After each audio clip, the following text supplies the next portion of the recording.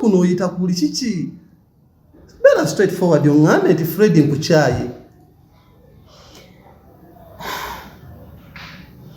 Fred hagazango ozibino walinga tokyayagala ku sina appetite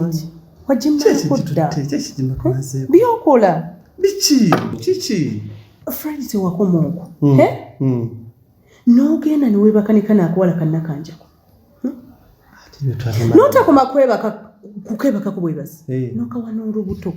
nze Fred nakanja kani ebigambi abantu bakulu balina ebigambo kati bagalira bademba kutyanka tutandise okuddawo tuteredde tuli mu ddembe atembo kati nakanja kali lubuto lwange kati Fred abantu babiyingiriramu nze manyi bagala kunyiza buli kiseera Joyi wange nembulira kiki ani agambye ebigambo ebyo Fred kiki oyagala mu bulamu bw'ensi Joyi abantu bakuno baveeko balaga ensiko kiki oyagala njagala Joyi wange njagala Joyi wange towayiriza abantu omuwala yennyini yeesitudde najja wano nambulira buli kimu nakanja kuyakomyeweera naye nga lwaki okulaba oti abaana b'abandi nagamba nze Fred nze namufunyisa olubuto